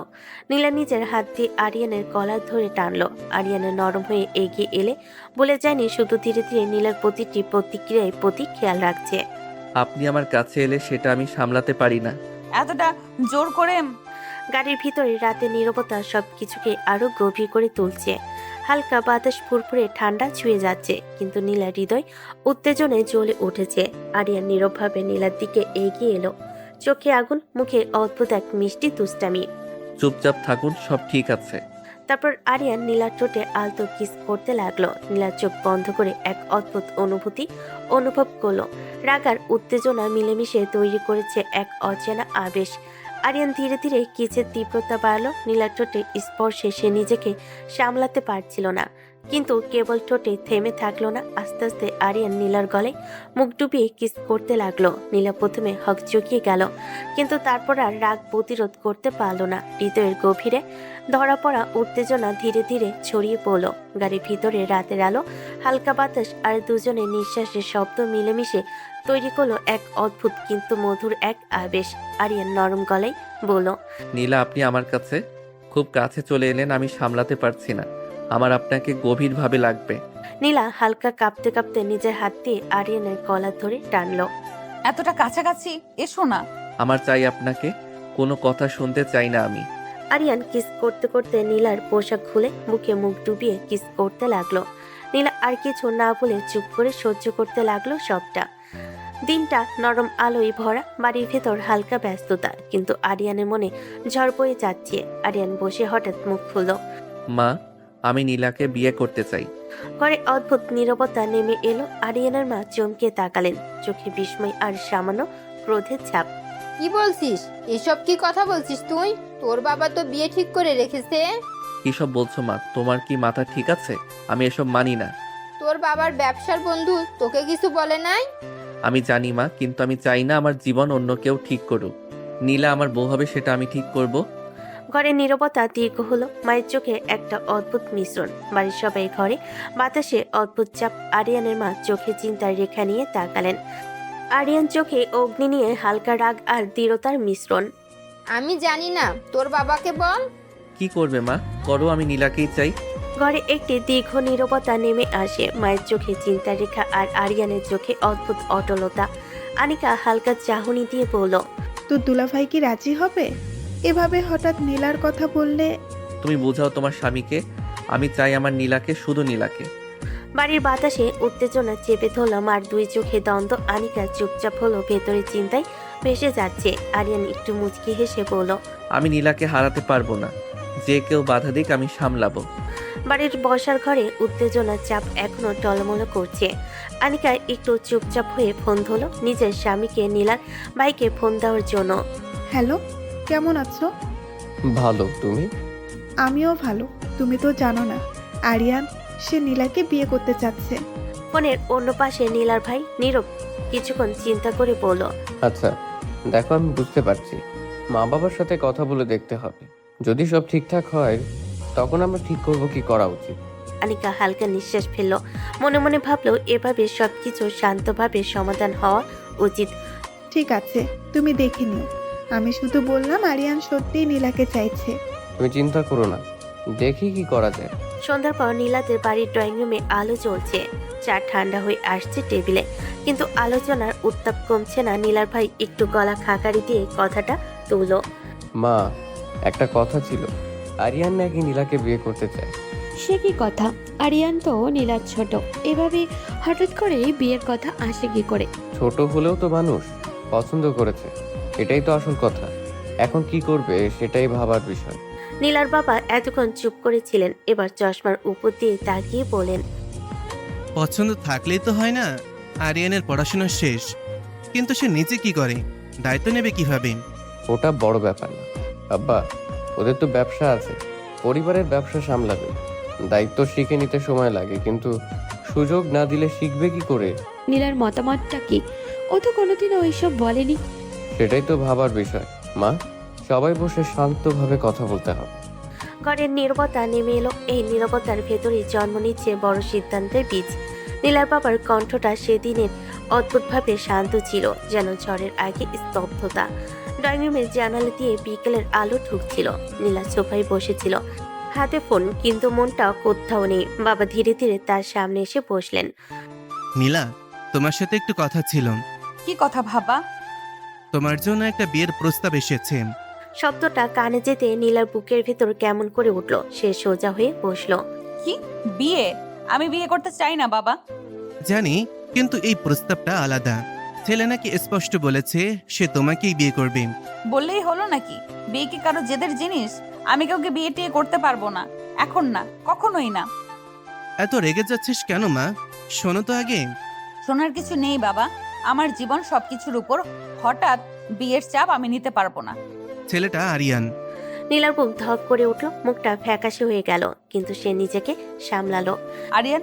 নীলার বাবা যখন শান্ত কণ্ঠে নামটা উচ্চারণ করলেন, তখনই নীলার শরীরটা কেঁপে উঠল। একটা শব্দ, কিন্তু সেই শব্দে নীলার বুকের ভেতর জমে থাকা সব ভয় একসাথে নড়ে উঠল। হাতের আঙ্গুলগুলো ঠান্ডা হয়ে গেল, পা দুটো যেন মেঝেতে শক্ত হয়ে আটকে গেল। কি বলছো বাবা? আরিয়ান ও প্রস্তাব দিয়েছে? বাবা মেয়ের মুখের দিকে গভীরভাবে তাকালেন। সেই তাকানোই ছিল নিশ্চিত হওয়া আর চিন্তার ছাপ। হ্যাঁ, ও বাড়িতে স্পষ্ট করে জানিয়ে দিয়েছে তোকে বিয়ে করবে। নীলার চোখের সামনে যেন সব অন্ধকার হয়ে এলো। মাথার ভেতর হাজারটা প্রশ্ন, হাজারটা ভয় একসাথে ভিড় করলো। আরিয়ানের জেদ, তার আগুন ভরা চোখ, সেই একরোখা স্বভাব যেন সব চোখের সামনে ভেসে উঠল। নীলা ধীরে ধীরে সোফায় বসে পড়ল।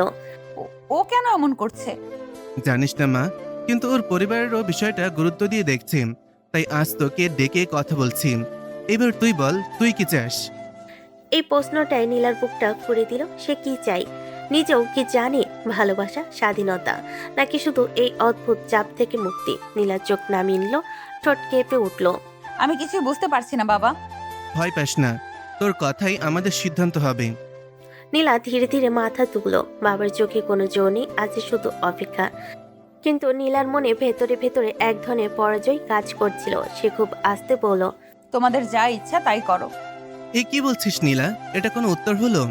আমি ক্লান্ত বাবা, সবার সিদ্ধান্ত, সবার চাওয়া, এর মাঝখানে আমার নিজের কিছুই নেই। তোমরা যা ভালো মনে করো সেটাই করো। এমন কথা বলিস না মা, তুই চাইলে আমার নাও করতে পারি। আরিয়ান, তুমি জিতেছো, কিন্তু আমি জানি না এই জয়ের দাম আমাকে কতটা দিতে হবে। রাতটা নীলার কাছে অসহ্য লাগছিল। ঘরের লাইট নিভানো, চাপাস নিস্তব্ধ, কিন্তু তার বুকের ভেতর ঝড় বইছে। বারবার ফোনটা হাতে নিচ্ছে, আবার রাখছে। শেষমেশ আর পালো না, রাগে কাঁপতে কাঁপতে সে কল বাটনে চাপ দিল। 1 রিং 2 রিং। হ্যালো, এত রাতে মিস করছো নাকি? আরিয়ান, তুমি এটা কেন করলে? কেন বাড়িতে বিয়ের কথা বললে? তো কি ভেবেছিলেন আপনি সারা জীবন আমার কাছ থেকে পালিয়ে থাকবেন? আমি তোমাকে বিয়ে করতে চাই না আরিয়ান, পরিষ্কার করে বলছি। কয়েক সেকেন্ড চুপ। তারপর আরিয়ানের গলার এক ধরনের নির্লজ্জ আত্মবিশ্বাস। না করলেও সমস্যা নাই, বিয়ে তো আগেই হয়ে গেছে। এসব বলবে না আরিয়ান। বাসরও 2 বার হয়েছে, চাইলে গিয়ে তুলে নিয়ে আসবো আপনাকে। লজ্জা করে না এসব কথা বলতে? একটা মানুষ এতটা নিচে নামতে পারে? আরে জান, এত সিরিয়াস কেন? কথার কথা বলছি। বিয়ে করার পরেও প্রেম করো তুমি? ভাবলে কিভাবে আমি সব ভুলে গেছি? তুমি মনে করো আমি এতটাই বোকা? সেসব ছিল টাইম পাস, এখন আমি তোমাকেই চাই। আমি কখনোই মানবো না তোমাকে আরিয়ান, কখনোই না। এত জেদ দেখাচ্ছেন কেন? শেষ পর্যন্ত আমার কাছে আসতে হবে? আজ থেকে যদি আর একটা কথাও বলো, শপথ করে বলছি খুন করব। কথাটা বলে সে কল কেটে দিল। ফোনটা বিছানার উপর ছুঁড়ে ফেলল নীলা। বুকের ভেতর দম বন্ধ করা কান্না, চোখে আগুন আর অপমানের জ্বালা। জানালার বাইরে 4টা নিঃশব্দ তাকিয়ে আছে, ঠিক যেমন নীলার জীবনে নেমে আসা এই অন্ধকারে নীরব সাক্ষী। আর অন্যদিকে ফোনটা কানে ধরে আরিয়ান ঠোঁটের কোণে হালকা হাসি টানল। যতই রাগ করো নীলা, শেষ জয়টা আমারই হবে। বাড়ির ড্রয়িং রুমটা আজ অদ্ভুতভাবে গম্ভীর। সোফার এক পাশে আরিয়ানের বাবা মা, অন্য পাশে নীলার বাবা মা। মাঝখানে টেবিলের উপর রাখা চায়ের কাপ থেকে ধোঁয়া উঠছে, কিন্তু কারোর মনেই চায়ের দিকে নজর নেই। আরিয়ানের বাবা গম্ভীর কণ্ঠে বলেন, তাহলে আগামী শুক্রবারে বিয়ের দিন ঠিক করি। নীলা, তুই কি বলিস মা? নীলা চুপ করে বসে আছে, হাতের আঙুল দুটো শক্ত করে জড়িয়ে রেখেছে। মুখে কোনো ভাব নেই, কিন্তু বুকের ভেতরে জমে থাকা রাগ যেন আগুন হয়ে জ্বলছে। তোমরা যেটা ঠিক মনে করো। এই কথাটা বলার সময় তার গলা কেঁপে উঠল, কিন্তু সে নিজেকে সামলে নিল। আরিয়ানের মা হালকা হাসলেন। দেখলেন তো, মেয়েরও কোনো আপত্তি নেই, আল্লাহ চাইলে সব ভালোই হবে। আরিয়ান এতক্ষণ চুপচাপ ছিল। নীলার দিকে একবার তাকিয়ে চোখ নামিয়ে নিল, ঠোঁটের কোণে চাপা হাসি, যেন সে জানে এই নীরবতার আড়ালে কতটা ঝড় লুকিয়ে আছে। আমি সব দায়িত্ব নেব আঙ্কেল, নীলাকে কোনো কষ্ট পেতে দেব না। কষ্ট? তুমি কি জানো কষ্ট কাকে বলে আরিয়ান? বড়রা যখন বিয়ের আয়োজন, আত্মীয় স্বজন, তারিখ ও বাজারের কথা নিয়ে ব্যস্ত, নীলা তখন নিজের ভেতর নিজেই কথা বলছে। 1 সপ্তাহ, মাত্র 1 সপ্তাহ। কেউ জানে না আমি কি অনুভব করছি। এই বিয়ে আমার সম্মতিতে নয়, আমার নীরবতার সুযোগ নিয়েই ঠিক করা হলো। তাহলে ঠিক থাকলো, সামনের সপ্তাহে আমাদের ঘরে নতুন বউ আছে। এই কথার বুকের ভেতরটা মোচড় দিয়ে উঠল নীলার। সে আর এক মুহূর্ত বসে থাকতে পারল না। আমি একটু রুমে যাই। কেউ কিছু বলার আগে সে উঠে দাঁড়ালো। পেছনে কারো দৃষ্টি, কারো প্রশ্ন, কিছুই সে শুনতে চাইল না। রুমে ঢুকে দরজাটা বন্ধ করে দিল। দেওয়ালে হেলান দিয়ে দাঁড়িয়ে চোখ বন্ধ করলো। চোখের কোণে জমে থাকা জল গড়িয়ে পড়ল। রাগ করছি, খুব রাগ করছি, কিন্তু কাউকে কিছু বলতে পারছি না। এই বিয়ে যদি যুদ্ধ হয় তাহলে আমি নীরব হয়েই লড়বো। নীলার রুমটা তখন নিস্তব্ধ। জানালার পর্দা হালকা নড়ছে, ভেতরে সন্ধ্যার আবছা আলো। নীলা বিছানার পাশে দাঁড়িয়ে ছিল, মাথার ভেতর তখনও বিয়ের কথাগুলো ঘুরপাক খাচ্ছে। হঠাৎ দরজার শব্দ। আরিয়ান ঢুকে ভেতর থেকে দরজা আটকে দিল। নীলা চমকে ঘুরে দাঁড়ালো, চোখে আগুন, মুখে জমে থাকা ক্ষোভ। তুমি এখানে কেন ঢুকেছো? বের হও। আরিয়ান কিছু বলার আগে নীলা ঝাঁপিয়ে পড়ে ওর গলা চেপে ধরল। তুই কেন বিয়ের কথা বললি বল? কুত্তা, নিজে অন্য মানুষের সাথে টাইম পাস করিস আর আমাকে বিয়ে করবি? তাহলে আমাকে কেন দরকার তোর? হ্যাঁ? তার হাতের চাপে আরিয়ানের শার্ট কুঁচকে গেল। চোখে চোখ পড়তেই আরিয়ানের মুখের হাসিটা মিলিয়ে গেল। জায়গা নিল এক ধরনের অস্থিরতা। আরিয়ান ধীরে নীলার হাতের উপর হাত রাখলো, জোর না করে চাপটা আলগা করাতে চেষ্টা করলো। শোনো নীলা, রাগ কমাও। শোনার কিছুই নেই। তুই আমাকে খেলনা ভাবছিস? আরিয়ান এক পা এগিয়ে এলো, নীলার খুব কাছাকাছি, কণ্ঠ নিচু হয়ে এলো। হ্যাঁ, ভুল করেছি, টাইম পাস করেছি, এটা মিথ্যে না, কিন্তু সেটা আমার জীবনের ফাঁকা সময় ছিল। আর আমি ওকে ফাঁকা সময়ের মানুষ? না, তুমি কখনোই ফাঁকা ছিলে না আমার জন্য। সে খুব আলতো করে নীলার গালের কাছে মুখ ঝুঁকালো, কোনো জোর নেই, শুধু কণ্ঠে অনুরোধ। একটা ভুলের জন্য তুমি কি আমাকে সারা জীবনের জন্য একা করে দেবে? আমাকে আর একটা সুযোগও দেবে না? নীলা চোখ বন্ধ করলো। বুকের ভেতর রাগ, অপমান, কষ্ট সব একসাথে গুলিয়ে যাচ্ছে। তুই জানিস না আরিয়ান, বিশ্বাস ভাঙলে কতটা ব্যথা লাগে। আরিয়ান চুপ করে রইল। এই প্রথম সে কথা না বলে নীলার মুখের দিকে তাকিয়ে রইল, যেন উত্তরটা জোর করে না, অপেক্ষা করে নিতে চাই। রুমের ভেতর তখনও থমথমে নীরবতা। নীলার চোখের কোণে জমে থাকা জলটা ঠিক তখনই গড়িয়ে পড়তে চাইছিল। আরিয়ান আর কোনো কথা বলল না। ধীরে, খুব ধীরে সে নীলার কাছে এগিয়ে এলো। নীলার ঠোঁট কাঁপছিল, সে রাগ করে মুখ ফিরিয়ে নিতে চেয়েছিল কিন্তু পারল না। ঠিক সেই মুহূর্তেই আরিয়ান আলতো করে নীলার ঠোঁটে ঠোঁট ছুঁয়ে দিল। একটা নীরব চুমু, না জোর না তাড়াহুড়ো, না শুধু জমে থাকা অনুভূতি প্রকাশ। নীলা রাখতে চেয়েছিল, কথা বলতে চেয়েছিল, ধাক্কা দিয়ে সরিয়ে দিতে চেয়েছিল, কিন্তু বুকের ভেতরে দুর্বল জায়গাটা আরিয়ান ঠিকই চিনে ফেলেছিল। আরিয়ান আবার আস্তে আস্তে নীলার কপাল গাল ছুঁয়ে গলায় মুখ নামিয়ে আনলো। নীলার নিঃশ্বাস ভারী হয়ে উঠল, রাগটা কোথায় যেন গলে গেল, জায়গা নিল অজানা এক টান। নীলা খুব নিচু স্বরে বলল, এভাবে এভাবে আমাকে দুর্বল করো না আরিয়ান। দুর্বল করব না, আমি শুধু আমার জায়গাটা ফিরিয়ে নিচ্ছি। নীলা চোখ বন্ধ করে রইল, তার হাত অজান্তেই আরিয়ানের শার্টের কলার চেপে ধরেছে। আরিয়ান ধীরে ধীরে সরে এসে নীলার চোখের দিকে তাকালো। এবার তার চোখে কোনো দুষ্টামি নেই, আছে শুধু দৃঢ়তা। রেডি হও যান। মানে? আরিয়ান নীলার কপালে হালকা একটা চুমু দিল। এবার সবার সামনে তোমাকে বউ করব। আগের মতো লুকিয়ে না, না ভয় না পালানো। নীলা কিছুক্ষণ চুপ করে রইল। বুকের ভেতরে ঝড় বইছে, রাগ, ভয়, ভালোবাসা, জেদ সব একসাথে। সহজ ভাবছ সবকিছু? সহজ না জানি, কিন্তু কঠিন হলেও এই পথেই আমি হাঁটতে চাই তোমার সাথে।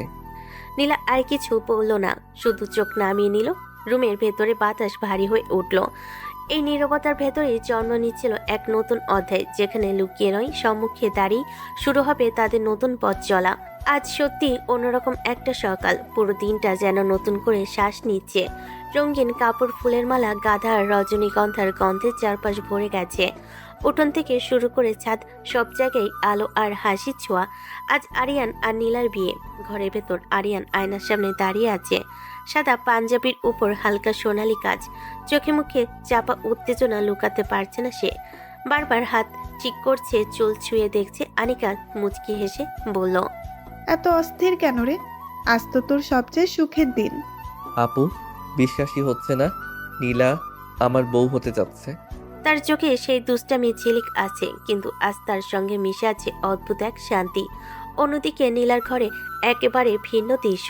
লাল বেনারসি পরে বসে আছে নীলা, চোখে কাজল, কপালে ছোট্ট টিপ। আজ তাকে অপূর্ব লাগছে, কিন্তু মুখে এখনো চাপা গাম্ভীর্য, রাগ পুরোপুরি যায়নি। তবে আগের মতো আগুনও নেই। নীলার মা পাশে বসে আলতো করে বললেন, এখনো রাগ করে আছিস? রাগ না মা, অভিমান। অভিমান থাকুক, কিন্তু আজকের দিনটা নষ্ট করিস না। নীলা আয়নায় নিজের দিকে তাকালো, বুকের ভেতরে অদ্ভুত একটা টান। যতই রাগ করুক, আজকের দিনটা যে তার জীবনে একটা বড় মোড়। সে নিজেও জানে, বিয়ের আসর জমে উঠেছে। ডাকের শব্দ, আত্মীয় স্বজনদের কোলাহল, সব মিলিয়ে চারপাশ মুখর। আরিয়ান বসে আছে, চোখ বারবার দরজার দিকে যাচ্ছে। আরিয়ানের বন্ধু মুচকি হেসে বলেন, এত তাকাচ্ছিস কেন? এখনই তো আসবে। আজ প্রথম দিন তো, নার্ভাস লাগছে। ঠিক তখনই সবে চুপ করে গেল। নীলাকে নিয়ে আসা হচ্ছে। লাল ঘোমটার আড়ালে নীলার মুখের আভা চাপা যাচ্ছে না। ধীরে ধীরে সে এসে বসতে আরিয়ান এক ঝলক তাকালো, তার বুকটা কেঁপে উঠল। আরিয়ান খুব আস্তে বলল, এত সুন্দর লাগছে কেন আজ? আজকের জন্যই তো সাজানো। আজকের জন্য না, সারা জীবনের জন্য। নীলা কিছু বলল না, কিন্তু তার ঠোঁটের কোণে হালকা একটা নরমতা ধরা পড়ল, যেটা শুধু আরিয়ানই খেয়াল করলো। দোয়া পড়া শেষ হলো, বিয়ে হয়ে গেল। আরিয়ান নিঃশ্বাস ছেড়ে দিল। আজ সে জিতে গেছে। চুপি চুপি নীলার দিকে ঝুঁকে বলল, এবার আর পালানোর সুযোগ নেই ম্যাডাম। দেখাই যাবে কে কাকে সামলায়। বাসরাত, ঘরটা নরম আলোয় ভরা, ফুলের গন্ধ, লাল সাদা সাজ, সব মিলিয়ে একটা চাপা আবেগ। বাইরে আত্মীয়দের হাসি, গল্প ধীরে ধীরে কমে এসেছে। ঘরের ভেতর বসে আছে বিছানার এক পাশে, চোখ নামানো। আরিয়ান একটু দূরে দাঁড়িয়ে, অস্থির অথচ শান্ত। ঠিক তখনই দরজায় হালকা টোকা। আনিকা ভেতরে ঢুকলো, মুখে সে চেনা দুষ্ট হাসি, কিন্তু চোখে অভিজ্ঞ বড় বোনের গভীরতা। আনিকা নীলার পাশে বসে পড়ল, কিরে, এত চুপচাপ কেন দুইজন? বাসর রাতে এমন গম্ভীর মুখ। নীলা কিছু বলল না। আরিয়ানও কেবল হালকা হাসলো। আনিকা একটু গম্ভীর হয়ে তাকালো দুজনের দিকে। আচ্ছা, তোদের আগে থেকেই সম্পর্ক ছিল, তাই না? ঘরটা হঠাৎ করে আরো নীরব হয়ে গেল। নীলা মাথা নিচু করলো। আরিয়ান এক মুহূর্ত নীলার দিকে তাকিয়ে আবার আনিকার দিকে ফিরল। কেউ কিছু বলল না। আনিকা মৃদু হেসে বলল, বুঝেছিলাম, তোদের কথা শুনলেই মনে হতো একজন আরেকজনকে খুব ভালো করে জানিস। এমনটা এমনি এমনি হয় না। আপু, ওই আর কি, ভার্সিটিতে থাকতে রিলেশন ছিল। নীলা চোখ তুলে তাকালো, কিন্তু কিছু বলল না। আরিয়ান ধীরে আবার বলল, মাঝে ব্রেকআপ হয়ে গিয়েছিল, তারপর সব এলোমেলো হয়ে যায়। তাই তো আমি ভাবতাম কেন নীলা তো দুষ্টুমিতে এত রেগে যায়, আবার পুরোপুরি দূরে থাকতে পারে না। সবকিছু সহজ ছিল না ভাবি। সহজ না হলেও আজ তো তোমরা একসাথে, এটাই সবচেয়ে বড় কথা। শোন আরিয়ান, অতীত যাই হোক, এবার যেন নীলাকে কাঁদাতে না হয়। কথা দিচ্ছি আপু, এবার আর হারাবো না। আনিকা উঠে দাঁড়ালো, দরজার কাছে গিয়ে আবার পেছনে তাকিয়ে মুচকি হেসে বলল, ঠিক আছে, এবার তোদের সময়, বেশি দুষ্টুমি করিস না আবার। দরজা বন্ধ হয়ে গেল। ঘরে আবার নীরবতা। আরিয়ান ধীরে নীলার দিকে এগিয়ে এসে বলল, এখনো রাগ করে আছো? রাগ না, অভ্যাস। তাহলে সারা জীবনই আমাকে এই অভ্যাস সামলাতে হবে? সামলাতে পারবে তো? না পারলেও ছাড়বো না। নীলা কিছু বলল না, কিন্তু তার চোখে এবার আর আগের মতো কঠিন রাগ নেই, আছে একটুখানি নরম ভরসা আর নতুন করে শুরু করার নীরব সম্মতি। ঘরটায় নরম আলো ঝিমিয়ে আছে, বাইরে গভীর রাত, ভেতরে শুধু দুজনের নিঃশ্বাসের শব্দ। আরিয়ান ধীরে ধীরে নীলার কাছে এগিয়ে এলো। কোনো তাড়া নেই, কোনো জ্বর নেই। নীলার চোখের দিকে একবার তাকিয়ে খুব আস্তে করে কপালে চুমু খেলো। সেই স্পর্শে নীলা চোখ বন্ধ করলো। রাগ নেই, আছে শুধু একটা অচেনা নরম অনুভূতি। আরিয়ান তাকে আলতো করে জড়িয়ে ধরলো। ভয় পেও না, আমি এখানেই আছি। নীলা কিছু বলল না, বুকের ভেতর হালকা কেঁপে উঠল। আরিয়ান ধীরে তার মুখের দিকে ঝুঁকে পড়ল, ঠোঁটে নরম ছোঁয়া দিল। কোনো তাড়াহুড়ো নেই, একটা আশ্বাসের মতো চুমু। নীলা এবার আর সরে গেল না। সে অনুভব করলো নিজের অজান্তেই আরিয়ানের কাঁধ আঁকড়ে ধরেছে। আরিয়ান ফিসফিস করে বলল, অনেক যুদ্ধ করেছি আমরা, আজ একটু শান্ত হই। তারপর খুব যত্ন করে নীলাকে কোলে তুলে নিল। নীলার হাত অজান্তেই আরিয়ানের গলায় জড়িয়ে গেল। বিছানায় নামিয়ে দেওয়ার সময়ও আরিয়ান যেন ভেঙে পড়া কিছু সামলাচ্ছে। এতটাই সাবধানে নীলা শুয়ে পড়তেই আরিয়ান পাশে বসে তার কপালে গালে আবার নরম ছোঁয়া দিল। তারপর ধীরে ধীরে ঠোঁটে কিস করতে লাগলো। তারপর দুজনে হারিয়ে গেল ভালোবাসার ভুবনে।